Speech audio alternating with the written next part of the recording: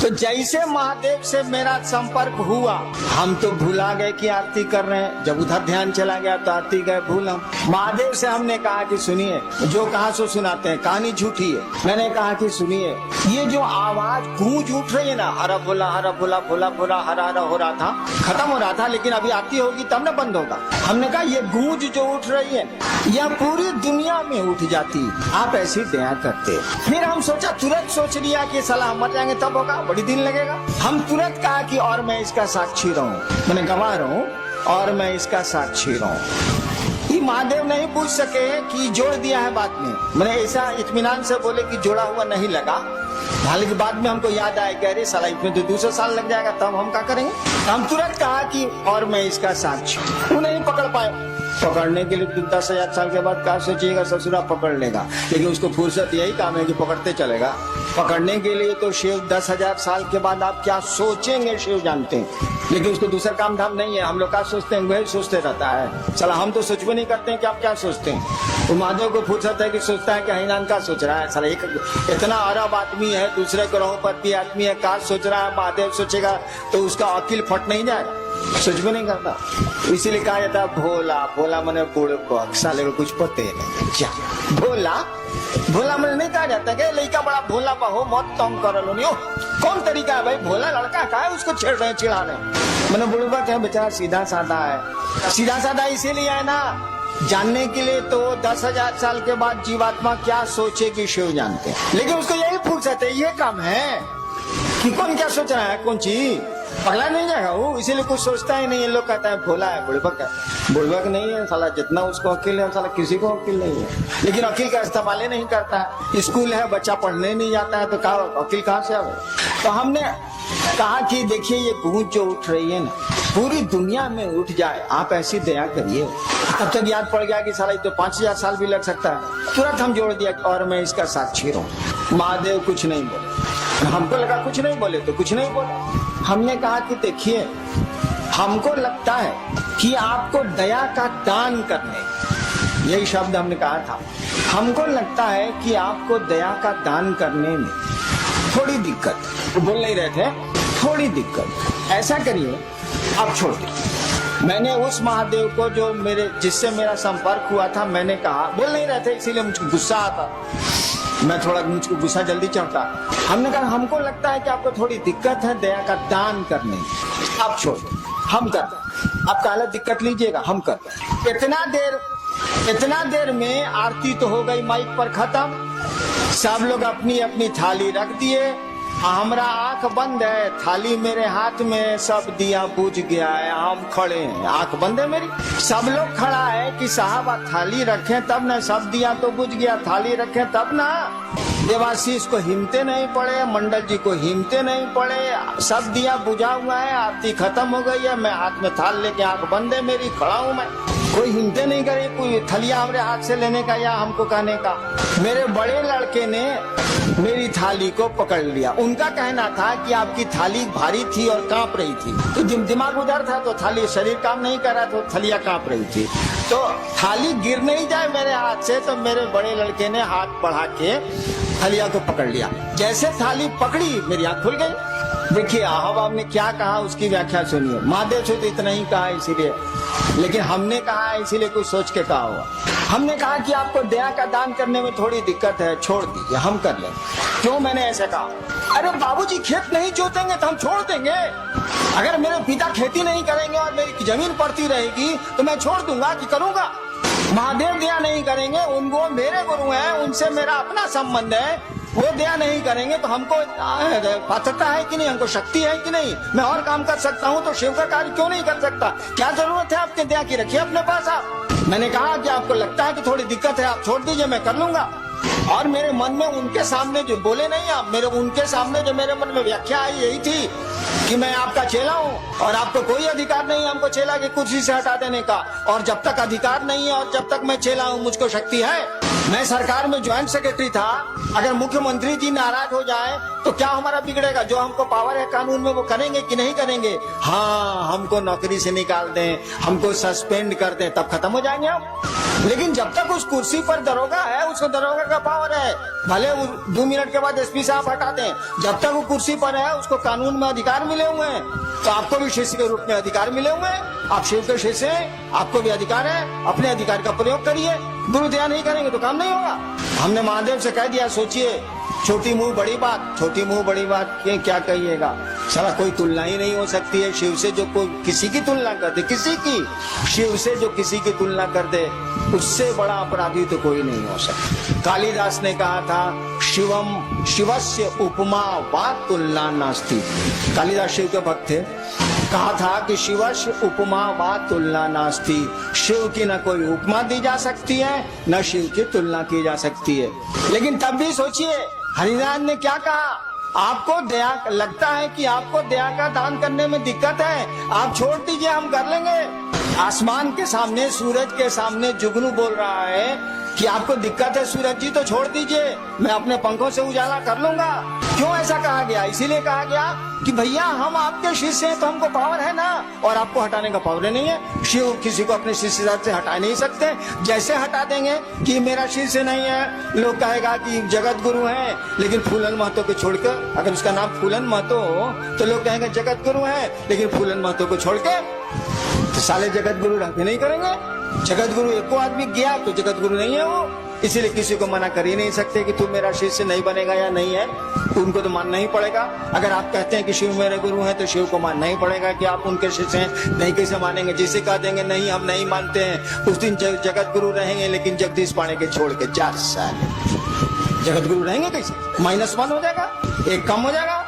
तो मना नहीं कर सकते, और मना नहीं कर सकते तो हम लोग शिष्य हैं, और शिष्य के रूप में शिष्य की शक्तियां हमको आपको हैं। क्यों नहीं करेंगे महादेव का काम? महादेव को दया नहीं करनी है, मत करें वो। मैंने ऐसा मैं नहीं कहता कि नहीं करें वो, लेकिन उस दिन शिवरात्रि के अष्टजाम में ऐसा ही उनको कहा था।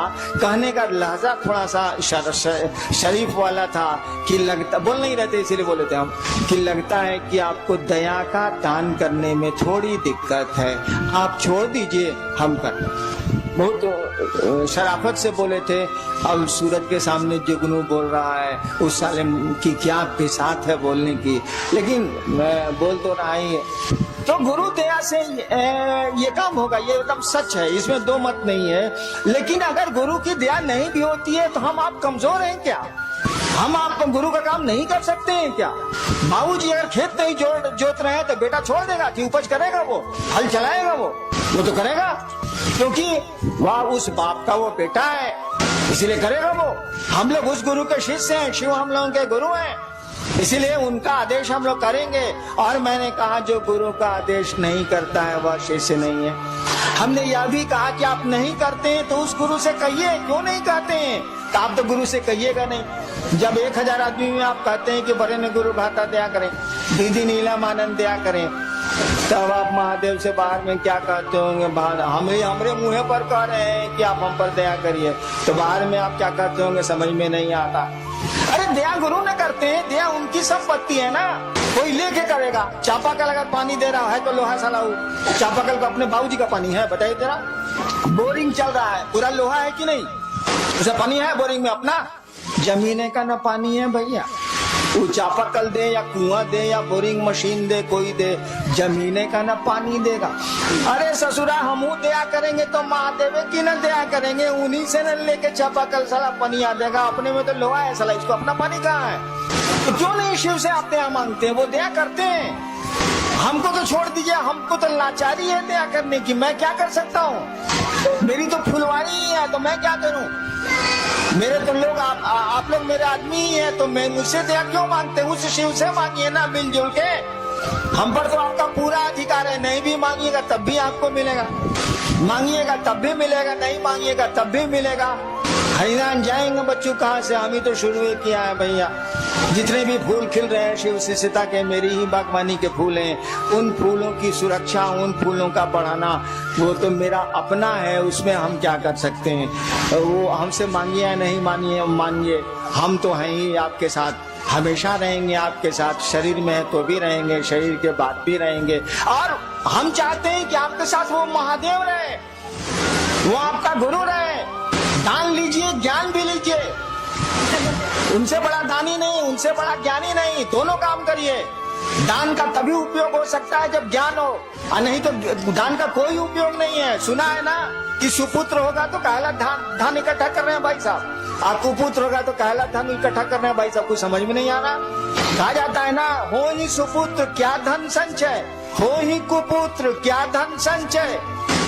अगर बढ़िया बेटा निकल गया तो कहला संपत्ति इकट्ठा कर रहे हूं, कर लेगा, और खराब बेटा निकल गया तो कहला संपत्ति इकट्ठा कर रहे हैं, लुटा देगा, नष्ट कर देगा, खत्म कर देगा।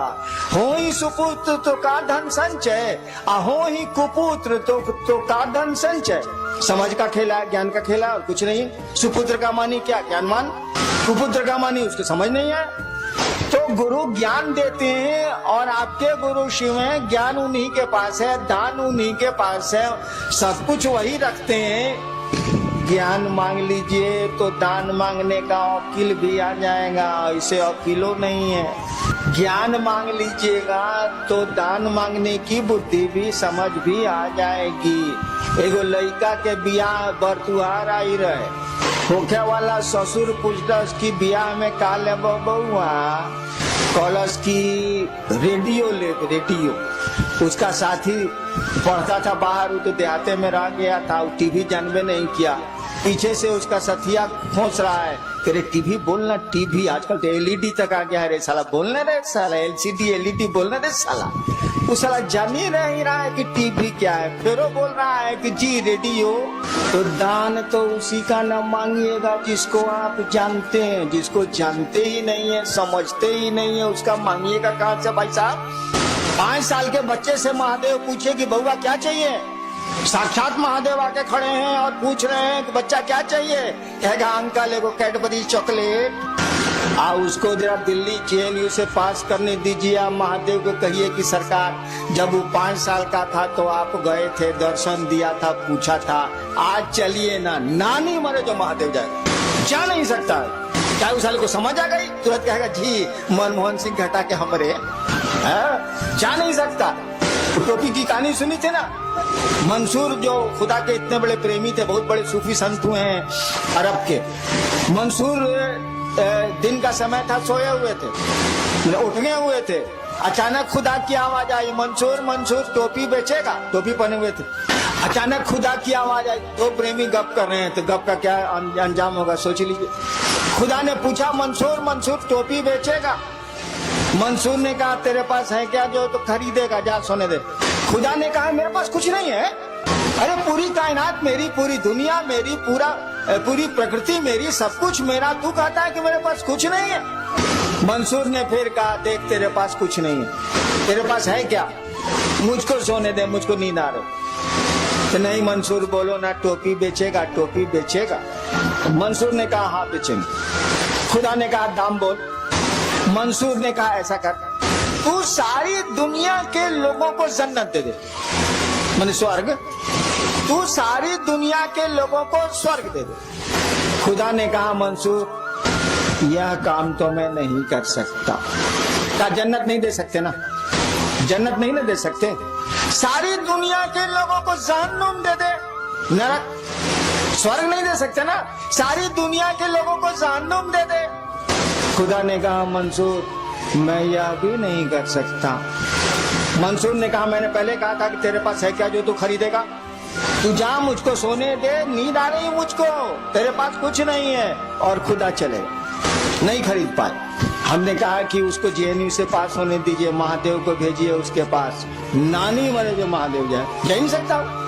तुरंत कहेगा जी सोनिया जी के पार करूं, हमरा बैठाऊं, तुरंत कहेगा। यानी ज्ञान आ गया। आप मुझसे मेरे पास आते हैं, अमूमन लोग किस काम के लिए मेरे पास आते हैं, परेशानी है, फलना बीमार है, फलना मेरा बात नहीं सुन रहा है, हई है, हऊ है, हऊ है, हऊ है, इसलिए मैं जल्दी लोगों से मिलता नहीं, हई हऊ क्या करूं मैं, उसको अकेले ही नहीं है। इस साला समझता है कि यही दुनिया है, ये समझता ही नहीं कि जाने की जगह है। साला यहाँ हम लोग कितने दिन रहेंगे, हमारा आपका घर तो नहीं है, सब हम लोग जाएंगे कि नहीं जाएंगे, हम लोग को पूर्वज गए कि नहीं गए। अरे साला जब यहाँ रहना नहीं तो यहाँ की चीजों को मांगना क्या, काम चल ही जाता है। मुझको खाने की दिक्कत नहीं ना है। जिसके इतने भाई बहन हो साले खाने की दिक्कत कैसे हो सकती है? मुझे खाने की दिक्कत नहीं है, 2 रोटी खाता हूँ। करोड़ों जिसके भाई बहन हो इस देश और बाहर में, उसको भोजन की दिक्कत तो नहीं हो सकती है। मैं 2 रोटी खाता हूँ, इससे ज्यादा आप खा ही नहीं सकते, तो खाएंगे क्या? एक साथ 2 चप्पल पहने है, बताइए हमरा राखी 2 जोड़ा चप्पल एक साथ पहन के निकली तो, एक साथ 2 साड़ी पहन के निकली तो, एक साथ 2 शर्ट पहन के निकली तो नहीं निकल सकते आप। एक बार एक ही जूता पहन सकते हैं आप, 2 जूता नहीं पहन सकते। तो चलिए 2 जोड़ा रख लेंगे, सारी 50 जोड़ा कहने जूता रखे हैं भाई साहब। जूतवा रहेगा, आप नहीं रहिएगा। इस संसार में कोई चीज नहीं रहती है, रह ही नहीं सकती है, उसमें परिवर्तन होना ही होना है। पहाड़ बदल जाते हैं तो आदमी क्या? तो हमको आपको समझ ही नहीं है।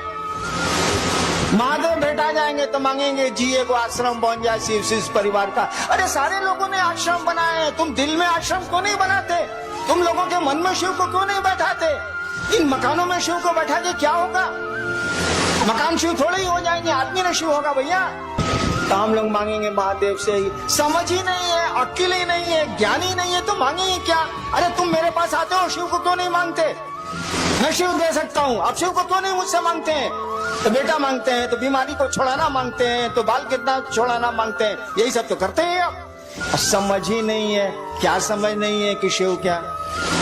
अरे शिव को समझिएगा तब ना शिव को मांगिएगा। शिव को समझते ही नहीं आप, तो संसार को समझते हैं तो संसार मांगते हैं। शिव को समझिएगा तब ना मांगिएगा। आपने टेलीविजन देखा ही नहीं तो किसी से टेलीविजन आप मांगेंगे कहाँ से? आप टीवी के बारे में जानते ही नहीं तो किसी से टीवी मांगेंगे कहाँ से आप दुनिया संसार को देखा है, संसार को मांगते हैं। शिव को देखा होता, शिव को समझा होता, शिव से जुड़े होते तो शिव को मांगते। शिव मिल जाएंगे तो संसार में कुछ भी ऐसी चीज नहीं जो नहीं मिल सकती। कहा जाता है किम न सिद्धते भूतले, अगर शिव चाहे तो किम न सिद्धते इस भूतले, यानी इस भूतल पर, इस जमीन पर अगर शिव चाहे, किम न सिद्धते, क्या नहीं हो सकता है? तो वैसी चीज न मांगिएगा जो इस जीवन और इस जीवन के बाद भी काम दे, आने वाले समय में भी काम दे। तो शिव को क्यों नहीं मांगते हैं? क्या मांगते हैं? फलना चीज चाहिए, फलना चीज चाहिए, फलना चीज चाहिए। आपको शिव से बनाने के लिए घुमा फिरा के हमको देना पड़ता है, लेकिन मांगना चाहिए आपको शिव को, वो मिल जाएगा। तो दुनिया में कोई ऐसी चीज नहीं है जो नहीं हासिल हो सकती है। यह बात दूसरी है कि ढेर अकील वाले के साथ आज रहिएगा, गुरु के साथ रहिएगा तो ज्ञान मिल जाएगा। आप भी कहिएगा साला इसको लेके हम क्या करेंगे, ये रहेगा भी तो हम नहीं रहेंगे, हम ही नहीं रहेंगे तो साला लेके हम क्या करें? क्या मांगे हम? जाने की जगह है, सभी हम लोग यात्रा में आए हैं, छोटी छोटी यात्राओं में हम लोग यहाँ आए हैं। ये टेम्पोररी हम लोग का यहाँ पोस्टिंग हुआ है, कम दिन के लिए हम लोग आए इस धरती पर। लोग का टेम्पोररी पोस्टिंग होता है तो टेम्पोररी ना काम चलाइए भाई साहब, कौन सी हंगामा कर रहे हैं? जो परमानेंट है उसको पकड़िए, उस गुरु को पकड़िए, ज्ञान है उसके पास। और शिष्य जैसे जैसे बनिएगा ज्ञान आप में प्रवेश करेगा। आपके गुरु ने कहा दूसरों को समझाओ, दूसरों को सुनाओ नहीं। लोगों को मालूम है कि शिव गुरु हैं, दूसरों को समझाओ कि शिव गुरु हैं, और ऐसा समझाओ कि वास्तव में वो शिव का शिष्य बन जाए, सचमुच में वो महादेव का चेला बन जाए। उसको देखने से लगे कि महादेव का चेला साला महादेव होता है। अब आए थे उस समय, मछली बाजार बनाए हुए थे, हमने कहा लोगों को बोलिए शांत रहने के लिए, ये शिव का लक्षण है। भीड़ में जा रहे हैं, थका थुकी कर रहे हैं, शिव का लक्षण है। अरे आदमी की तरह रहिए, महादेव के चेला है। आपको देख के लोगों को लगे कि महादेव का चेला साला महादेव होता है, साधु होता है। साधु कौन होता है? साधु किसको कहते हैं? साधु की परिभाषा क्या है? मनु बाबू बोल रहे थे ना, कि कोई बोल रहा था कि आपको साधुता का परिचय देना चाहिए। साधु का मानी क्या होता है? साधु का मानी होता है, पढ़ते हैं ना सभी भाई बहनों को मेरा साधुवाद, दीदी नीलम आनंदी। साधुवाद क्या होता है? साधु होना माने जिसने अपनी ऐषणाओं को धुन दिया हो, वह साधु है। साधु शब्द का अर्थ होता है जिसने अपनी ऐषणाओं को, ऐषणाएं 3 होती हैं, अपनी ऐषणाओं को धुन दिया हो, जैसे धुन की रुई धुनेला, धुन दिया हो, वह साधु है।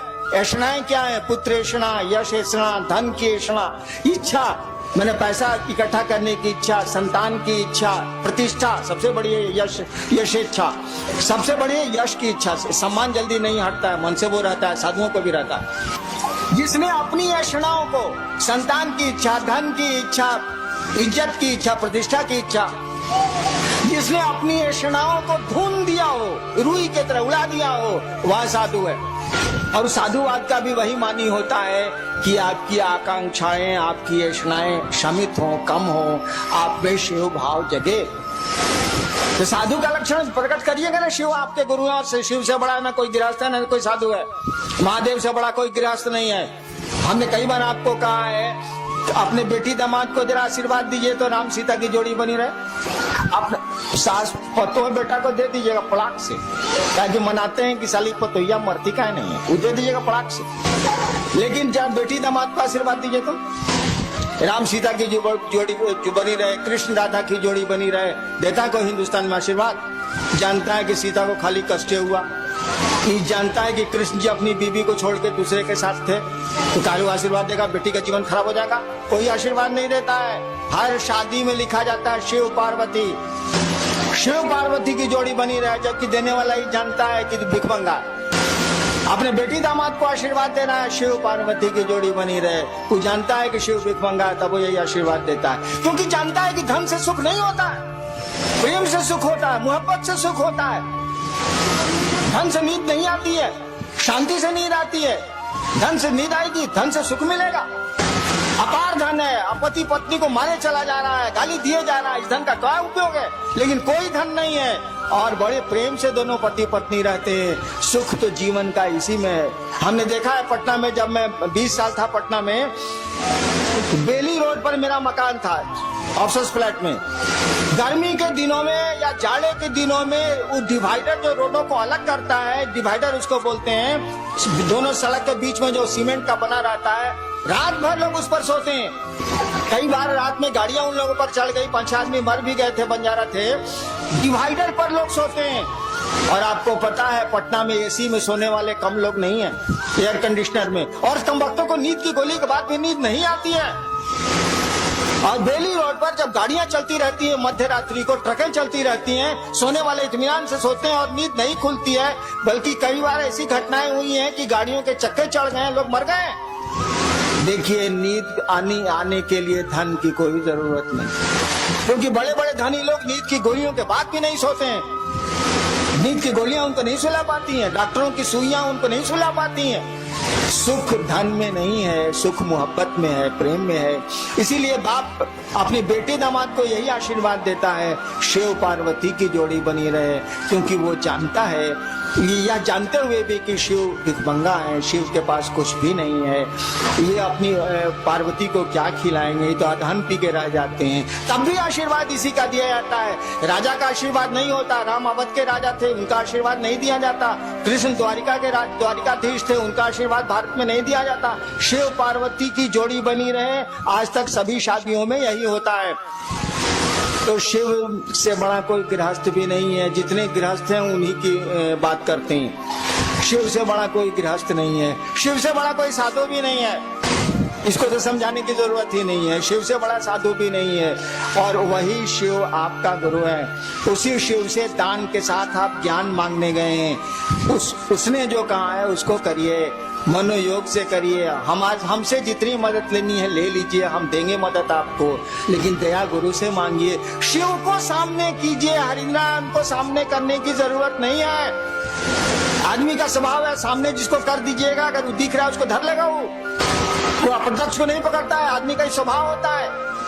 जो सामने पड़ेगा उसी से मदद मांगेगा। ये हमको सामने कीजिएगा, लोग हमसे मदद मांगेंगे, छिड़ जाएंगे चूट। एक आदमी आपको कह रहा था, मोतिहारी का ही था, कि साहब बोले कि हमको पकड़ोगे तबो महादेव नहीं मिलेंगे, गुरु नहीं मिलेंगे, और हमको छोड़ोगे तबो गुरु नहीं मिलेंगे। मैंने कहा था कि सड़क हूं मैं, आप गुजरिए उससे, उस रास्ते को छोड़िएगा तो शिव गुरु की बात आज तक नहीं की गई है, वो आपके गुरु नहीं बनेंगे, दिक्कत होगी आपको। मैं रास्ता हूँ, गुजरिए उससे, मैं मंजिल नहीं हूँ। मंजिल आपके गुरु हैं, शिष्य की, हर एक शिष्य की मंजिल उसके गुरु होते हैं। आप शिव के शिष्य हैं, आपके मंजिल शिव हैं।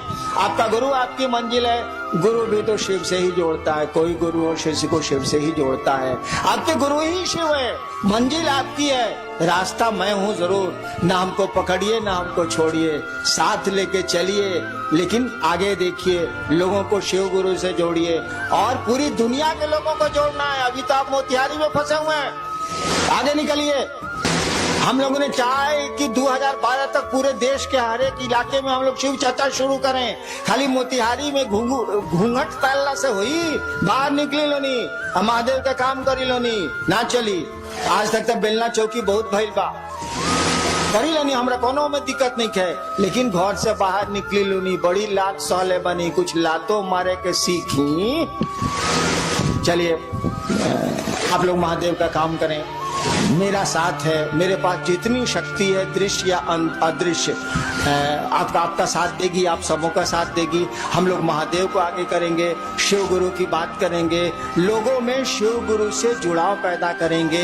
हम तो आपके साथ हैं, हमको आगे करके क्या करिएगा, हमेशा मैं आपके पीछे हूँ। आप देखें अथवा नहीं देखें, आपको नजर आए अथवा नहीं आए, जब भी आप महादेव के काम करने को सोचते हैं मैं आपके पीछे हूँ, इसको सोच के महादेव को आगे करिए। चलिए आप लोगों को हम प्रणाम करते हैं, आप लोग मेरा प्रणाम स्वीकार।